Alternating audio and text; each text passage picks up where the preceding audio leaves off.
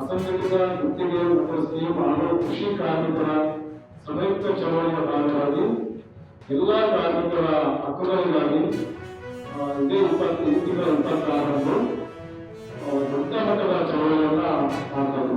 ಯಾಕಂತಂದ್ರೆ ಅಸುರಕ್ಷಿತ ಕಾರ್ಮಿಕರು, ಕಟ್ಟಡ ಕಾರ್ಮಿಕರು ಇರ್ಬೋದು, ಹಮಾಲಿ ಕಾರ್ಮಿಕರು ಇರ್ಬೋದು, ಕೃಷಿ ಕೂಲಿ ಕಾರ್ಮಿಕರು ಇರ್ಬೋದು, ಹೊರಗುತ್ತಿಗೆ ನೌಕರರು ಇರ್ಬೋದು, ಇಂತಹ ಕಾರ್ಮಿಕರೆಲ್ಲರಿಗೂ ಕೂಡ ಕನಿಷ್ಠ ವೇತನ ನೀಡದೇನೆ ಸರ್ಕಾರಗಳು ವಂಚನೆ ಮಾಡ್ತಾರೆ.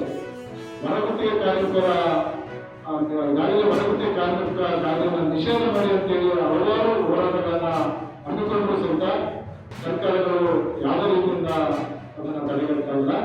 ಹೊರಗುತ್ತಿಗೆಯ ಹೆಸರಿನಲ್ಲಿ ಕಾರ್ಮಿಕರಿಗೆ ಬಹಳಷ್ಟು ಕಿರುಕುಳವನ್ನು ಕೊಡ್ತಕ್ಕಂಥದ್ದು ಮತ್ತು ಪ್ರತಿ ತಿಂಗಳವರಿಗೆ ಸಂಬಳವನ್ನು ನೀಡದಿರತಕ್ಕಂಥದ್ದು, ಇನ್ನೂ ಅನೇಕ ಸಮಸ್ಯೆಗಳನ್ನ ಅಸುರಕ್ಷಿತ ಕಾರ್ಮಿಕರು ರಾಜ್ಯಾದ್ಯಂತ ಅನುಭವಿಸುತ್ತಿದ್ದಾರೆ.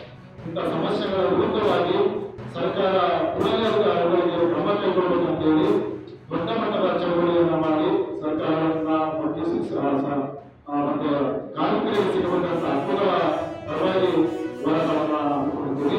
ಅದಕ್ಕಾಗಿ ಇಡೀ ಜಿಲ್ಲಾದ್ಯಂತ ಇರತಕ್ಕಂತಹ ಕಾರ್ಮಿಕರು ಈ ಒಂದು ಚಳವಳಿಗೆ ಅಸಂಖ್ಯಾತ ಸಂಖ್ಯೆಯ ಅಂಗನವಾಡಿ ಕಾರ್ಮಿಕರು ಬೆಂಗಳೂರಿಗೆ ಬಂದು ಈ ಒಂದು ಹೋರಾಟವನ್ನು ಯಶಸ್ವಿಗೊಳಿಸಬೇಕೆಂದು ಈ ಪತ್ರಿಕೆ ಮೂಲಕ ನಮ್ಮೆಲ್ಲರಿಗೂ ವಿನಂತಿಸಿಕೊಳ್ತಾ ಇದ್ದೀವಿ. ಕಾರ್ಯನಿರ್ವಹಿಸಬೇಕಾದಂತಹ ಅನಿವಾರ್ಯ ಪರಿಸ್ಥಿತಿ ಇರುವಂಥದ್ದು. ಇನ್ನೊಂದು ಕಡೆ ಗ್ರಾಮ ಪಂಚಾಯತ್ಗಳಲ್ಲಿ ಇತ್ತೀಚೆಗೆ ನಿವೃತ್ತಿ ಆಗ್ತಾ ಇದ್ದಾರೆ, ಅಕಾಲಿಕ ಮರಣ ಆಗ್ತಿದ್ದಾರೆ. ಅವರ ಕುಟುಂಬಕ್ಕೆ ಯಾವುದೇ ಪರಿಹಾರ ಇಲ್ಲ. ಬೇರೆ ಬೇರೆ ಇಲಾಖೆಯಲ್ಲಿ ಕೆಲಸ ಮಾಡೋರಿಗೆ ಹಿಡಿದಂತ ಕೊಡ್ತಾ ಇದ್ದಾರೆ. ಕೆಲವರಿಗೆ ಮನಸ್ಸಿ ಪೆನ್ಷನ್ ಅಂತೇಳಿ ಲಂಸಮ್ ಅಮೌಂಟ್ ಅನ್ನು ಕೊಡ್ತಾ ಇದ್ದಾರೆ. ನಾವು 2020ರಿಂದಲೂ ಪೆನ್ಷನ್ ಬೇಕು ಅಂತ ಪ್ರಯತ್ನ ಮಾಡ್ತಾ ಇದ್ದೀವಿ. ಪೆನ್ಷನ್ ಕನಿಷ್ಠ 6,000 ರೂಪಾಯಿ ಉಂಟು ಅವ್ರಿಗೆ ಸಿಗಬೇಕು ಅಂತ. ಫೈನಾನ್ಸ್ ಇಲಾಖೆಗೆ 2021ರಲ್ಲಿ ಫೈನಾನ್ಸ್ ಇಲಾಖೆಗೆ ಹೋಗಿದ್ದಂತ ಇವತ್ತಿನವರೆಗೂ ಅದು ಮಂಜೂರಾತಿ ತಗೊಳ್ಳಿಕ್ಕೆ ಆಗ್ತಾ ಇಲ್ಲ ನಮ್ಮ ಮಂತ್ರಿಗಳಿಂದ.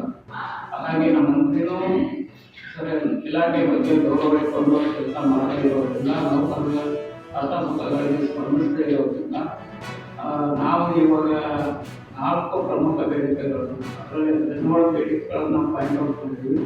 ಈ ಸಲ 4 ಬೇಡಿಕೆಗಳನ್ನು ಪಡ್ಕೊಂಡೇ ಇರಬೇಕು ಅನ್ನೋ ರೀತಿಯಲ್ಲಿ ಒಂದು ಹೋರಾಟವನ್ನು ರೂಪಿಸಬೇಕು ಅಂತೇಳಿ ಅದರ ಭಾಗವಾಗಿ ಕರ್ನಾಟಕದ ಎಲ್ಲ ಶಾಸಕರಿಗೂ ಮತ್ತು ಮಂತ್ರಿಗಳಿಗೂ MLCಗಳಿಗೂ ಮನವಿಯನ್ನು ಆಲ್ರೆಡಿ ಕೊಟ್ಟಾಗಿದೆ.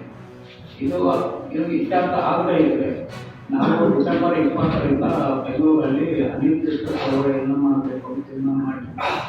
ಅವರು ಚಳಿಗಾಲ ಅಧಿವೇಶನ ಬೆಳಗಾವಿಯಲ್ಲಿ ಮುಗಿಸ್ಕೊಂಡು ಬೆಂಗಳೂರಿಗೆ ಬರ್ತಾ ಇರೋ ಹಾಗೆಯೇ ನಾವು ಬೆಂಗಳೂರಲ್ಲಿ ಒಂದು ದೊಡ್ಡ ಚಳವಳಿಯನ್ನು ಮಾಡಬೇಕು.